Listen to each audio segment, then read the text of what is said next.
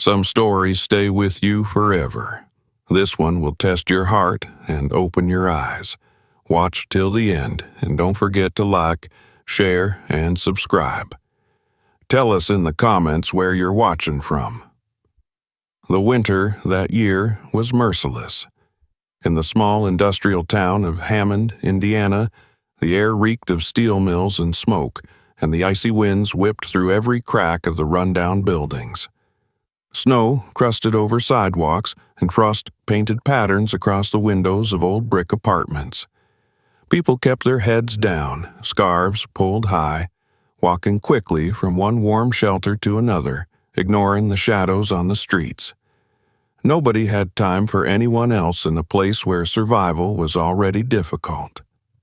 Walter Green, a black man in his late 50s, dragged his tired body down the narrow streets after another shift at the steel factory.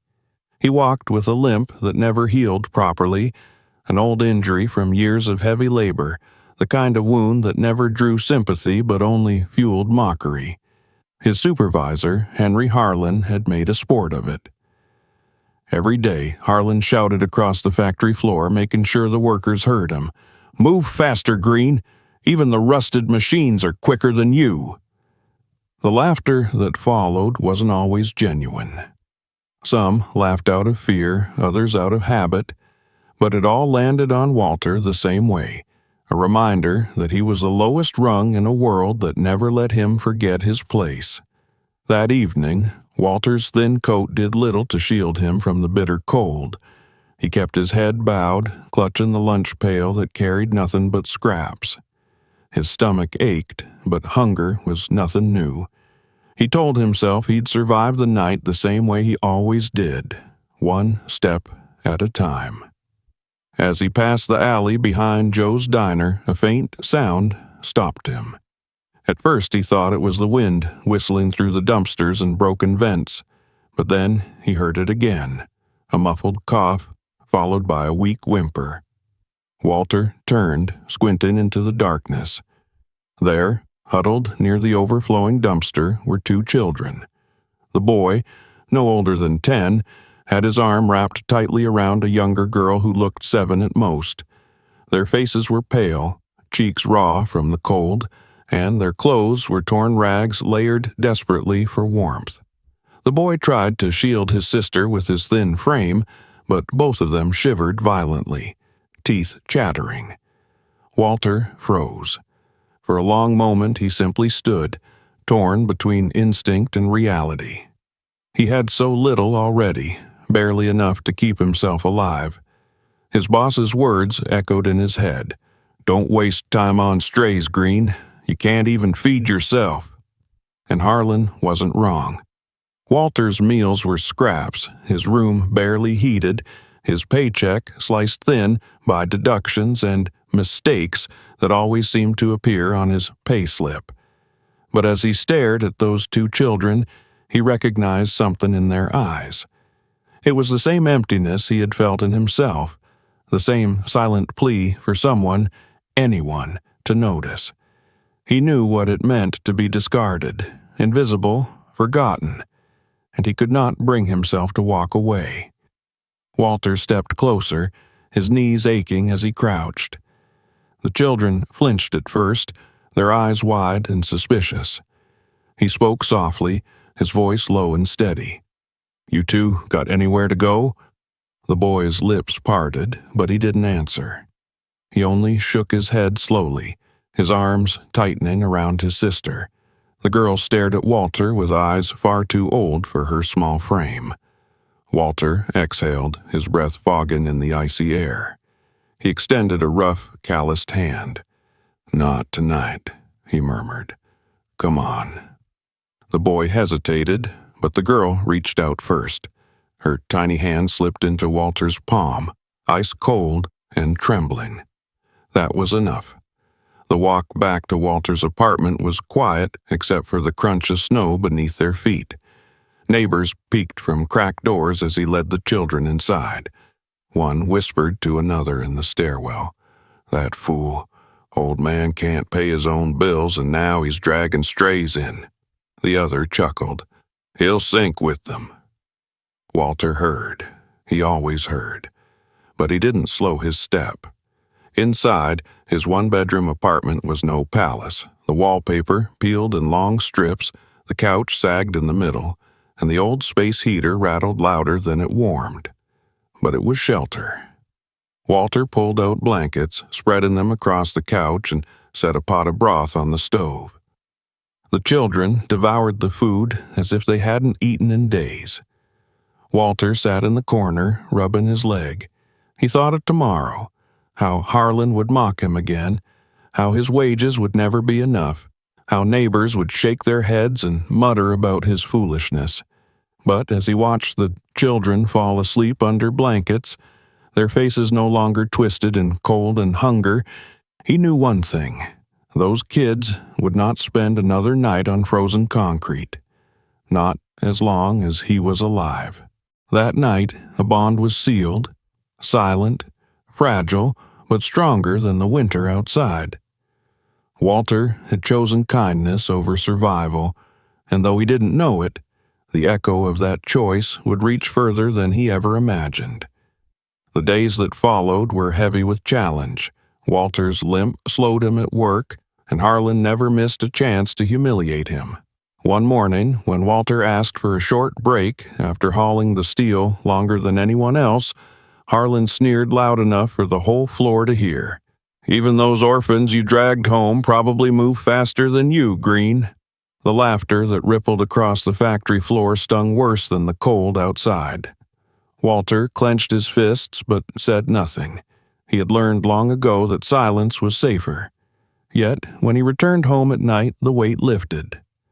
The boy, Eli, always greeted him with a book in hand, eager to read aloud what he'd learned. Grace, quiet but thoughtful, scribbled drawings on scraps of paper, sketching houses filled with warmth and light. Walter gave them his food when cupboards ran thin.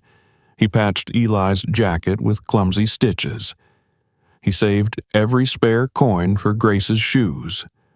On nights when the heater coughed and died, he huddled them close, pretending he wasn't cold himself. The neighbors kept whispering. Some shook their heads in pity, others mocked openly. "A black man raising 2 white kids? He'll regret it." But Walter refused to answer them. He poured himself into the children instead, and so a new rhythm began in that small apartment. Days of exhaustion and humiliation at the factory, nights of fragile hope and warmth at home. Walter's body grew weaker, but his resolve only hardened. He had made his choice the night he reached out his hand in that alley. There was no turning back.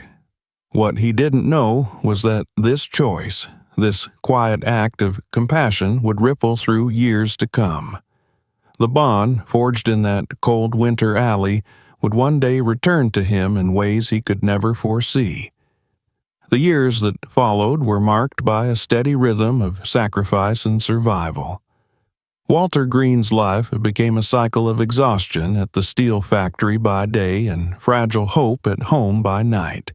He woke before dawn, his limp worse with every passing year, and trudged through the cold streets to the factory gates. There, under the fluorescent lights and the deafening clang of machines, he endured the same cruel chorus. Henry Harlan, his supervisor, thrived on humiliation. He singled Walter out whenever the floor went quiet, savoring the power of his words. "Green, you think you're a father now? You can't even keep up with a furnace." The laughter echoed across the iron floor. Some workers forced nervous chuckles. Others laughed with too much enthusiasm, hoping to stay off Harlan's radar. Walter never responded. His silence, sharpened by years of practice, was his only shield. But when the shift ended and Walter's tired hands pushed open the creaky door to his apartment, the noise of the factory faded. There, 2 pairs of bright eyes erased the sting of every insult. Eli, now older, often waited with a book in hand, his excitement spilling out as he read aloud passages he had practiced. His voice carried determination. a hunger for knowledge far stronger than his hunger for food. Grace, her small hands smudged with pencil marks, sketched pictures on the back of used paper, drawings of houses filled with warmth and color. She drew scenes they had never known, fireplaces, big tables full of food, windows glowing with golden light. Walter gave them everything he could. If the cupboards ran empty, he let them eat while he pretended he wasn't hungry. If their coats tore, he patched them with stitches, clumsy but full of care. When the old heater sputtered and failed, he gathered them close beneath blankets, whispering stories until they fell asleep, pretending he wasn't shivering himself. The neighbors noticed. They always noticed. In stairwells and corner shops, whispers followed him. "He's a fool," one muttered. "Spending his scraps on kids that aren't his," another added. And some whispered crueler things. "A black man raising 2 white children? You think they'll thank him for it? They'll turn their backs the first chance they get." Walter heard. He always heard. But he never answered. His dignity lived not in words, but in quiet acts. The meals shared, the shoes bought, the lessons taught. He became more than caretaker. He became teacher. In the evenings, he showed Eli how to change a tire, how to look someone in the eye when shaking their hand. "A man's word," Walter said, "is the only thing no one can take from you."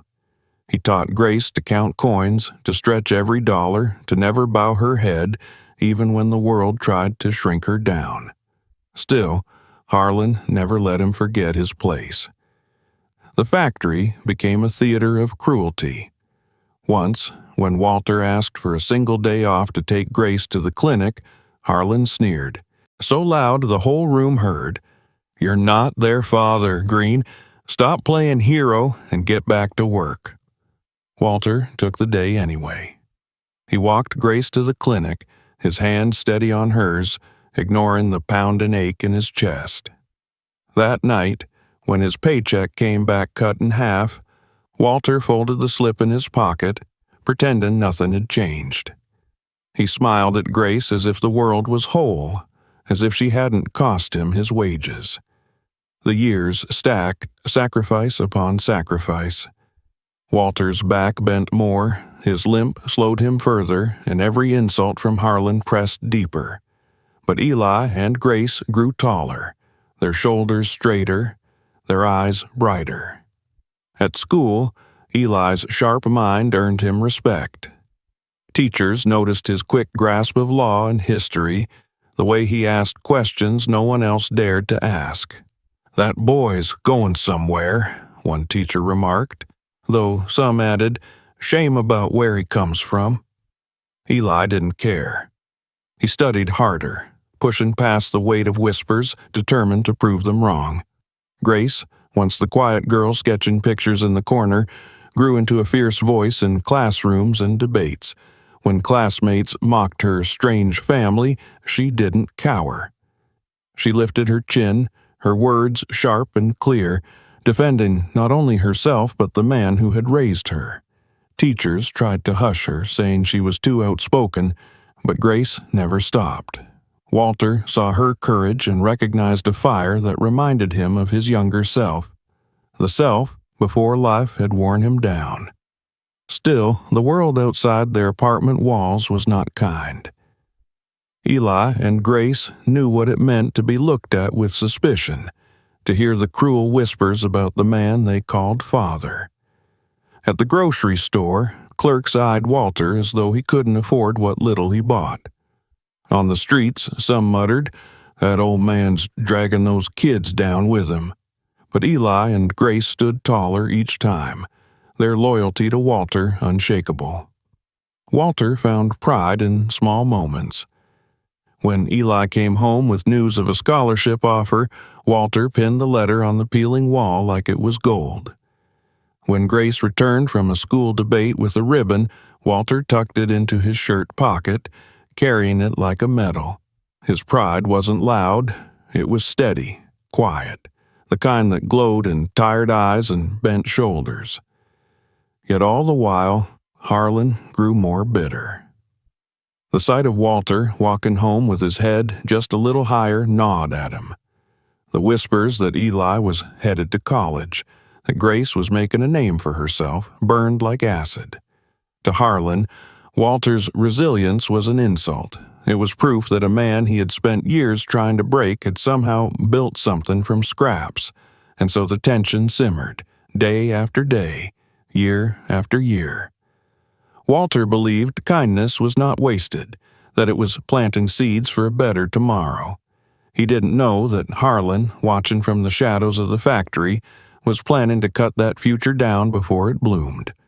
For now, though, Walter ended his days the same way he always had, sitting in the corner of his apartment, rubbing his aching leg, listening to the laughter of Eli and Grace, and daring, for just a moment, to believe that maybe, just maybe, kindness could outlast cruelty. By the time Eli and Grace had gone off to college, Walter's body bore the weight of decades of factory labor. His back bent lower each year, his limp slowed him to nearly half his old pace, and his hands had become as rough as stone.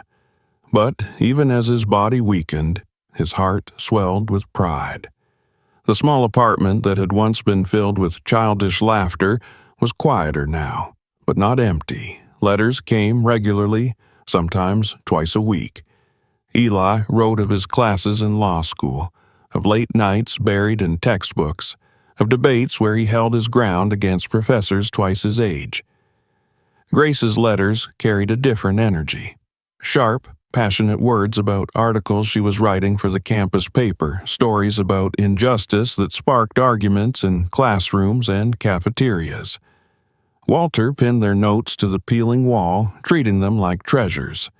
He read them at night when the loneliness pressed in, smiling through the ache in his chest. For the first time in decades, Walter allowed himself to believe he had done something right. He had given 2 abandoned children a chance, and now they were chasing futures brighter than he had ever dared imagine. But Henry Harlan had not softened with time. If anything, the years sharpened his cruelty. Watching Walter carry himself with quiet pride made his stomach churn. Hearing whispers of Eli's scholarships and Grace's writing burned like acid in his throat. To Harlan, Walter's resilience was an insult, proof that a man he had tried to crush had stolen dignity he did not deserve. It was on an autumn morning when the leaves scattered across the factory yard that Harlan made his move. Walter came home after a long shift, his body aching, to find 2 policemen waiting outside his door. Their uniforms were crisp, their eyes cold, and their presence drew curious faces from behind cracked doors and windows. "Mr. Green?" one officer asked, his voice flat. "Yes, sir," Walter answered, his throat dry. "We need to take a look inside." Walter's stomach tightened. He stepped aside and they pushed past him, their boots heavy against the creaking floorboards. They tore through the modest apartment, pulling cushions from the couch, opening drawers and scattering the few belongings Walter had managed to hold on to. Then, from beneath the sagging couch, one of them pulled a small bag. Inside was a stack of cash and several tools stamped with the factory's logo. Walter froze, his chest constricted as he stared at the bag. "I've never seen that before," he said, his voice cracking. The officers exchanged a glance, their expressions unmoved. "You're under arrest for theft of company property," the taller one said, pulling out handcuffs. The metal bit into Walter's wrist, sharp and cold. His breath came in shallow gasps as neighbors gathered in the hallway. A woman shook her head. "Knew it," she muttered to another. "He's been hiding something all along." The man beside her smirked. "Always said he'd end up in trouble, raising kids that weren't his. What kind of man does that?" Walter lowered his head as the officers led him out. He heard every word, felt every stare. And then he saw Harlan. The supervisor stood outside the factory gates across the street, arms folded, smirk carved deep into his face. "Guess kindness doesn't pay after all," Harlan sneered, loud enough for everyone to hear. Some workers laughed. Others looked away, unable to meet Walter's eyes. The walk to the station was a blur. Walter's thoughts tangled between disbelief and despair. The years of silence, the sacrifices, the endless endurance, all of it now collapsing under the weight of lies. He thought of Eli and Grace, of the lives he had tried to build for them, and shame twisted his stomach. They didn't deserve to see him like this. Better they stay away. Better they never know. The courtroom smelled of varnish and dust. Walter sat hunched at the defendant's table, his once strong shoulders sagging beneath the weight of chains and whispers. The prosecution painted him as a bitter old man, desperate and greedy, stealing from the very factory that had kept him alive. Witness after witness, men Walter had worked beside for years, claimed they had seen him sneaking around the storage rooms. Their eyes darted nervously, but their voices carried rehearsed certainty. Walter recognized Harlan's hand in every word. From the benches, bystanders whispered loudly enough for Walter to hear. Knew he wasn't as good as he looked. Those kids he raised don't even know who he really is. Some men just can't change. Walter wanted to speak, to defend himself, to shout the truth, but decades of swallowing insults had trained him into silence. His lips pressed into a thin line, his eyes fixed on the table in front of him. His heart ached with a crushing weight. The judge, a man with a stern jaw and tired eyes, listened as the prosecutor demanded a life sentence. He raised his gavel, ready to bring it down, ready to decide Walter's fate. The air in the courtroom grew tight, every breath shallow.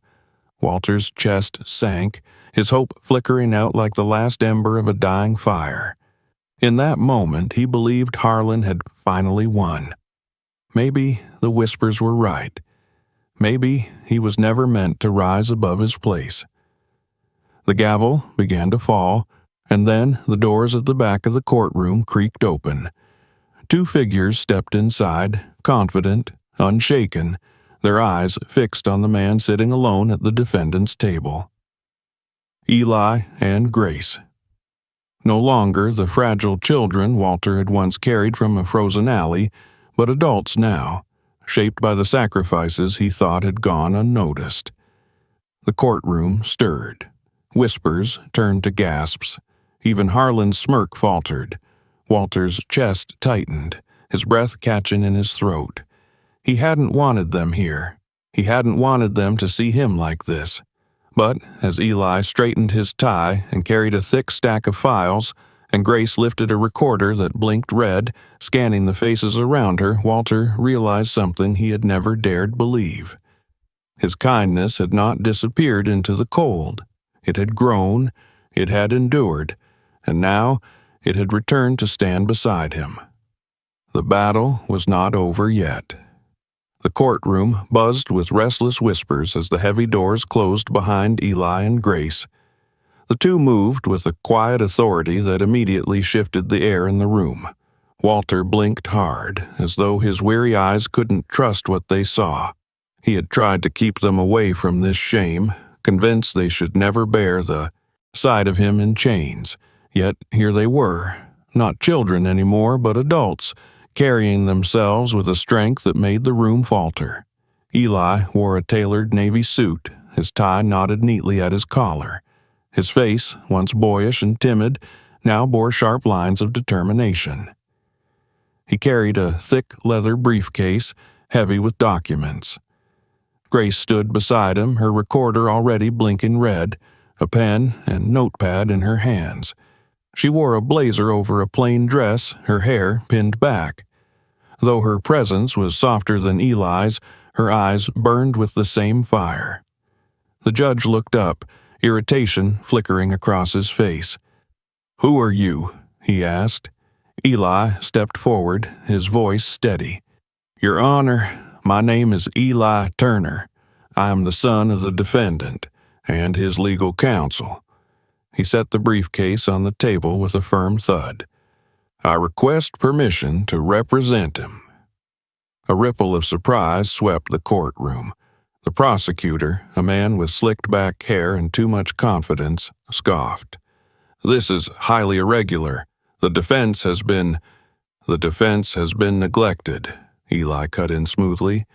My father has been accused based on fabricated evidence and coerced testimony. I will prove it. The judge narrowed his eyes, but finally nodded. Proceed. Harlan shifted uncomfortably in his seat near the front, his smug expression faltering for the first time. Eli wasted no time. He pulled out at the first file and called the factory witnesses to the stand. One by one, he dismantled their testimonies. You claim you saw Mr. Green sneaking into the storage room? Eli asked one worker, a nervous man who avoided his gaze. Yes, the man muttered. What time? Late, around 9. Eli tapped his notes. That's interesting, because company records place you clocked out at 6. Care to explain? The man stammered, his face reddening. I must have been mistaken. Another witness claimed Walter had been caught with stolen tools. Eli pressed further, his questions sharp and relentless. Did you personally see him with these tools? Well, no, but I heard. You heard? From whom? The man faltered. Everyone was saying it. So, hearsay. Thank you. No further questions. The courtroom murmured, people shifted in their seats. Each testimony cracked under Eli's pressure. Piece by piece, the narrative that Harlan had built began to unravel. Walter sat frozen, his chest tight, his eyes burning with unshed tears. He had never imagined Eli, the small boy once shivering in an alley, would stand before him like this, a man wielding words sharper than steel. Then Grace rose. Your Honor, she said, her voice firm but calm. I request permission to submit a report. The judge gestured for her to continue. Grace handed over a folder thick with documents. This is an investigation I conducted as a journalist.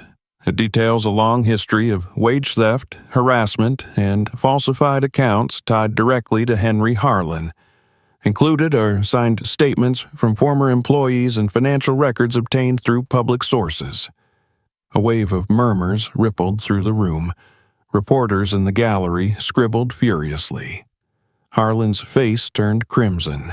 This is outrageous, he barked, leaping to his feet. She's lying. But Grace stood tall, her recorder flashing. Everything is documented. Everything is verifiable. For years you preyed on workers, stealing from them, silencing them. My father was your latest victim, but not your first. The prosecutor tried to regain control. Your Honor, this is irrelevant. It's directly relevant, Eli interjected. The state's entire case relies on Harlan's credibility, and that credibility has just collapsed. The judge leaned back, his fingers drumming on the bench. He studied the siblings, then glanced at Harlan, who squirmed under the weight of so many eyes. Finally, the judge spoke, his voice echoing through the chamber. It seems this case is not what it first appeared. The evidence presented today suggests manipulation and deliberate framing. Gasps filled the room. Some turned their eyes toward Walter, others toward Harlan, whose fists clenched tight enough to whiten his knuckles. Walter, sitting at the defense table, could barely breathe. He had spent weeks believing his life was over, that all his years of sacrifice would end in disgrace. Yet now, watching Eli stand tall and Grace speak with fire, he realized something he had never dared to believe. His kindness had not been wasted. It had taken root in these two souls, and now it had returned to fight for him. The courtroom erupted into a storm of whispers, the weight of the truth pressing in from all sides. The trial was no longer about Walter's guilt. It was about exposing Harlan's lies. And for the first time in a very long while, Walter lifted his head and allowed hope to stir again. The courtroom, once a stage for whispers and doubt, now pulsed with tension. The judge tapped his pen against the desk, his expression grave as he reviewed the folders and statements spread before him. Eli stood ready, his eyes never leaving the bench, while Grace scribbled notes, her recorder still blinking red. Walter sat at the defense table, his hands cuffed in front of him, his heart pounding against his chest. For the first time in weeks, the weight pressing on his shoulders began to lift. The prosecutor attempted one last push. His voice cracked slightly as he gestured toward Walter. "Your Honor, we cannot ignore the fact that stolen property was found in his apartment. This is direct evidence." Eli's voice cut through the room. "Planted evidence, Your Honor.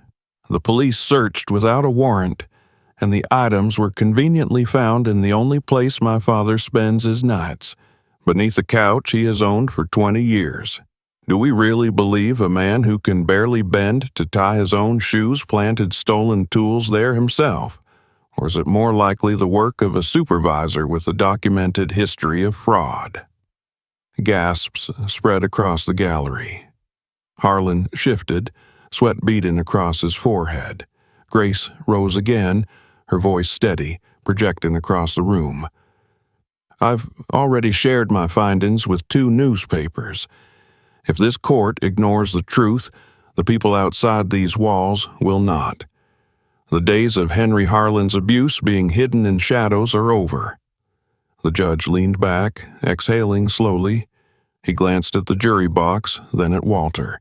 His next words rang like steel. "This entire case is dismissed. The charges against Walter Green are dropped." The sound was immediate.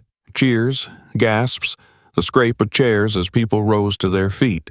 Some applauded openly, others muttered in disbelief. A few turned to Harlan with jeers, their voices laced with anger. The prosecutor sat back, defeated, while Harlan stormed toward the exit, his face twisted in rage.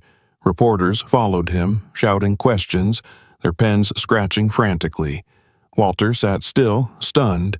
For so long he had prepared himself for the clang of a prison gate, for the end of his story.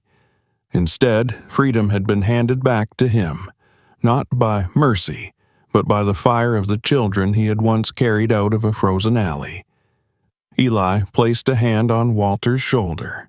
"It's over, Dad," he said softly. The word, Dad, echoed louder in Walter's heart than the gavel had when it struck. Grace moved to his side, leaning close to whisper, "You don't have to carry this alone anymore. We're here." Walter's throat tightened. Tears blurred his vision as he looked at them. No longer the fragile boy and girl he had once wrapped in blankets, but strong, unshaken adults who had taken his sacrifices and turned them into strength. He wanted to speak, to thank them, but his voice cracked under the weight of emotion. All he managed was a nod, but in that nod lived decades of love, struggle, and unspoken pride. The room slowly emptied, but outside the courthouse the storm only grew. Reporters clustered on the steps, microphones extended, cameras flashing. "Mr. Green, how does it feel to be free? What do you think of the charges against Mr. Harlan? Grace, is your report going public?" Walter winced at the noise, but Eli and Grace flanked him, guiding him down the steps. Neighbors who had once mocked him stood silent in the crowd, some ashamed, others wide-eyed. A few even clapped, not daring to meet his gaze. Walter did not need their apologies. His vindication stood beside him, one hand on each arm, steadying him as his legs wobbled. Back at his apartment, Walter lowered himself onto the sagging couch, the very one beneath which the evidence had been planted. He looked at the peeling wallpaper covered in Eli's old letters and Grace's drawings, and for the first time he did not see failure. He saw a life that, though marked by hardship, had produced something unbreakable. "Dad," Grace said softly, sitting beside him, "you saved us when no one else would. Now it was our turn to save you." Walter let out a shaky laugh, a sound half choked with tears. "I didn't save you," he whispered. "You saved me. Every day you gave me a reason to keep going." Eli knelt in front of him, meeting his eyes. "Kindness doesn't die, Dad. You planted it in us, and we'll carry it forward." The words wrapped around Walter like a blanket warmer than any he had ever owned. He leaned back, closing his eyes, letting the truth sink in. The children he had lifted from the cold now lifted him from despair. Outside, the news spread quickly. Grace's article hit the presses within days, exposing Harlan's corruption. Workers from the factory came forward, some shamefaced, admitting they had lied out of fear. The factory board suspended Harlan pending investigation, and the whispers that had once condemned Walter now turned against the man who had tormented him for decades. But Walter didn't crave revenge. He only wanted peace, the kind he had given to Eli and Grace when he first took them in. And as he watched them now, Eli, preparing briefs at the table, Grace tapping away at her laptop, he finally believed peace was possible. He had once lifted 2 children out of the cold. 20 years later, they had lifted him out of a cage. Kindness had come full circle.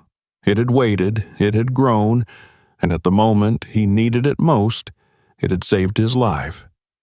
Thank you for watching till the end. If this story moved you, leave your thoughts in the comments, share it with a friend, and make sure to subscribe for more powerful stories.